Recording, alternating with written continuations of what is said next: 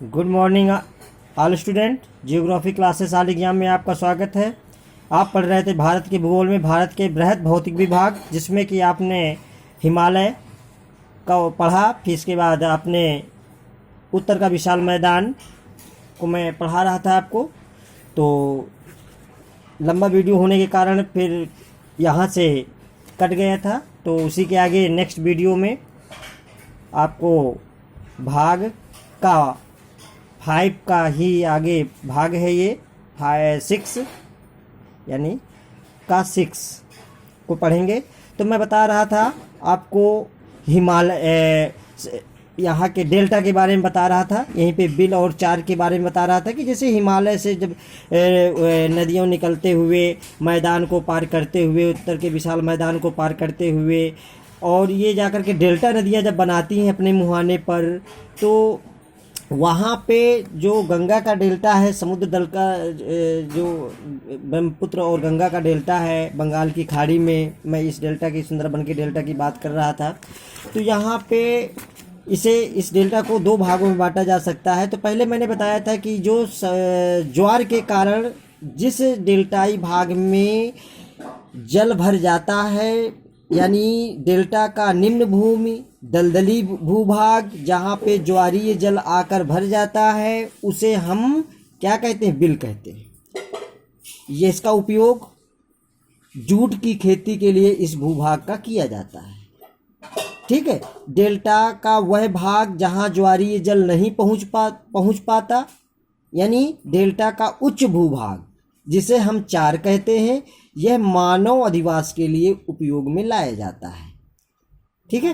तो यहीं से वीडियो कट गया था मेरा और डिस्टर्ब हो गया था, तो इसलिए आप यहीं से फिर से मैंने बता दिया, इतना भाग रह गया था। तो ये डेल्टाओं के बारे में है। तो डेल्टा के बारे में, तो ये डेल्टा हमारे यहाँ दो है। एक तो ये गंगा का डेल्टा हो गया, और दूसरा है एक सिंधु नदी का डेल्टा। ठीक है ना, सिंधु नदी का डेल्टा और गंगा का डेल्टा। तो गंगा का जो डेल्टा है, ये राजमहल की पहाड़ियों से सुंदरवन तक इसका विस्तार है। कहाँ तक? सुंदरवन तक। राजमहल की पहाड़ियों से सुंदरवन तक इसका विस्तार है। इसकी लंबाई 430 किलोमीटर है और चौड़ाई 480 किलोमीटर है। यह विश्व का सबसे बड़ा डेल्टाई भूभाग है। ठीक है। यहाँ सुंदरी नामक वृक्ष पाए जाते हैं, इसलिए इसे सुंदरबन का डेल्टा कहा जाता है। ठीक है। फिर दूसरा आ जाता है आपका महत्वपूर्ण डेल्टा, आपका है ये सिंधु का नदी का डेल्टा। जो सिंधु नदी का डेल्टा है, ये आपके अरब सागर में है, स्थित है। इसकी लंबाई 960 किलोमीटर और चौड़ाई 160 किलोमीटर है। ठीक है ना। तो ये सिंधु नदी का डेल्टा है। तो ये, इसके अलावा मैं महत्वपूर्ण बात बता दूं आपको कि कुछ शंकुओं का निर्माण भी नदियों के द्वारा किया जाता है। जब नदियां पर्वतीय भूभागों से निकलकर मैदान में आती हैं, तो यहाँ पे शंकुओं का निर्माण होता है। तो नदियाँ अपने साथ अवसाद बहा कर लाती हैं। ठीक है ना। तो इनके अवसादों के निक्षेपण से जलोढ़ पंख, इन्हें पंख भी कहते हैं, अथवा शंकु अथवा अंतः शंकुओं का निर्माण होता है। अब ये जलोढ़ पंख या शंकु, अंतः शंकु क्या होते हैं? तो मैं बता दूं, जलोढ़ शंख को ही जलोढ़ पंख कहा जाता है। ठीक है। और जलोढ़ शंकु और अंतः शंकुओं में कुछ अंतर है, तो उस अंतर को आज मैं यहाँ पे बता रहा हूँ आपको। तो हिमालय की घाघरा नदी को छोड़कर, जो हिमालय से निकलती है, कौन सी? घाघरा नदी है, ये आप देख सकते हैं, घाघरा नदी। इस नदी को छोड़कर बाकी सभी नदियों ने जलोढ़ शंकुओं का निर्माण किया है। ये स्पष्ट रूप से अपने दिमाग में बैठा लीजिए। कौन सी नदी को छोड़कर? घाघरा नदी को छोड़कर समस्त नदियां शंकुओं का निर्माण करती हैं। ठीक है। इन शंकुओं का आधार जो होता है दक्षिण में होता है। दक्षिण मतलब जब पहाड़ों से नदियां निकलती हैं, जैसे कोई पहाड़ी भाग है और उन पहाड़ों से, यहाँ पे मैंने बताया था ये पहाड़ है, कोई पहाड़ों से फिर मैदान में नदियां निकलती हैं, ऐसे करके नदियां आती हैं, अपने साथ अपर्दन करके लाती हैं, तो यहाँ निक्षेपण करती हैं। क्या करती हैं? निक्षेपण करती हैं। ठीक है ना। जब निक्षेपण करती हैं नदियाँ मैदान के पहले, तो इनका ये शंकु शंकु के आकार का होता है, जिनका शीर्ष पहाड़ की ओर होता है और आधार मैदान, ये मैदान हो गया, तीन ये आधार हो गया और ये इनका शीर्ष बिंदु हो गया। ये शीर्ष किधर की ओर है? पर्वतों की ओर है शीर्ष, ठीक। और इसका आधार मैदान की ओर है। इसी को कहते हैं जलोढ़ शंकु। क्या कहते हैं? जलोढ़ शंकु या पंख, क्या कहते हैं? या पंख कहा जाता है, ठीक है। अब जब इसके बाद शीर्ष पहाड़ियों से नदी के निकास बिंदु की तरफ, जब शीर्ष बिंदु कहाँ? नदी की निकास, नदी की ओर होता है और नदी कहाँ से निकल रही? पहाड़ों से निकल रही है कि होता है। तो ये जलोढ़ शंकु के बारे में आप समझ गए होंगे, ठीक है।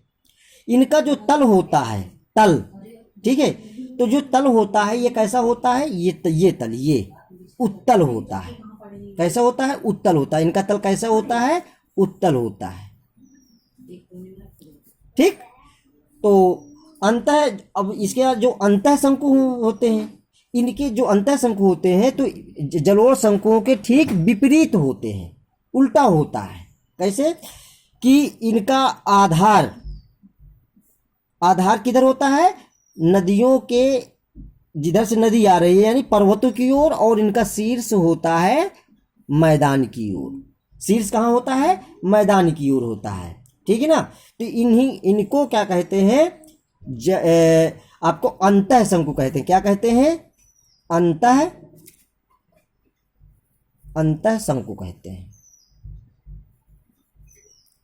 ठीक। जिनका आधार पर्वतों की ओर और जिनका शीर्ष मैदान की ओर हो, उन्हें अंतः शंकु कहते हैं, ठीक है ना।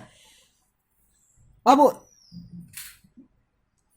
शंकु एवं अंतः शंकु के मिलने से कुछ स्थानों में शंकु मैदान का निर्माण हो जाता है, ठीक। अब जब ये शंकु और अंतः शंकु आपस में मिल जाते हैं तो शंकुपाद मैदान यानी शंकुओं का पर्वतों के पाद यानी पैरों पर बना हुआ शंकुओं के द्वारा मैदान को शंकुपाद मैदान कहा जाता है, ठीक है। पाद मीन्स पैर, कहे कि पर्वतों के पैरों के पास शंकुओं द्वारा, शंकु और अंतः शंकुओं द्वारा निर्मित मैदान को शंकुपाद मैदान कहते हैं, ठीक है। हिमालय की अधिकांश नदियों ने सामान्य शंकु बनाए हैं, ठीक है ना।